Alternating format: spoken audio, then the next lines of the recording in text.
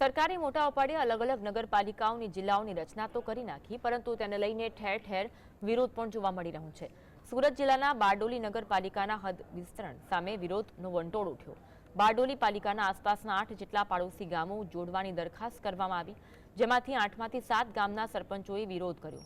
બારડોલી નગરપાલિકામાં પોતાના ગામનો સમાવેશ કરવાનો વિરોધ નોંધવા માટે 7 ગ્રામ પંચાયતો દ્વારા બારડોલી નગરપાલિકાના ચીફ ઓફિસરને આવેદનપત્ર પાઠવવામાં આવ્યું।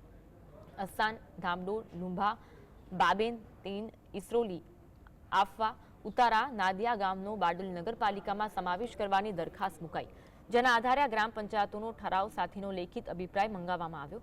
ગતરોજ ધામડોલ, લુંભા ગ્રામ પંચાયત દ્વારા ઉગ્ર વિરોધ નોંધાવતા પંચાયતના ઠરાવ અને અસંમતિ દર્શાવતી અરજી આપી આવેદનપત્ર અપાયું।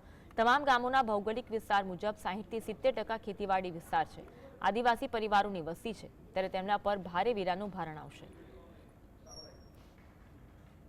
જે અમારી ગ્રામ પંચાયત છે એ બધી સુવિધાઓ પૂરી પાડે જ છે ગ્રામજનોને, અને અમારી સાથે આવેલ બીજા 7 ગામડાઓ પણ જે ગ્રામ પંચાયતને સુવિધા પૂરી પાડવાની છે એ બધા પૂરી પાડે છે।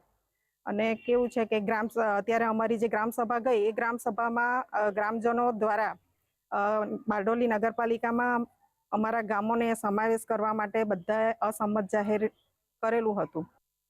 ગ્રામ પંચાયતોની બેઝિક ડિટેલ્સ તથા તેમનો સંમત અસંમતનો ઠરાવ માંગણી કરેલી હતી। એ સમય મર્યાદામાં એમને રજૂ કરવાનું કહ્યું હતું।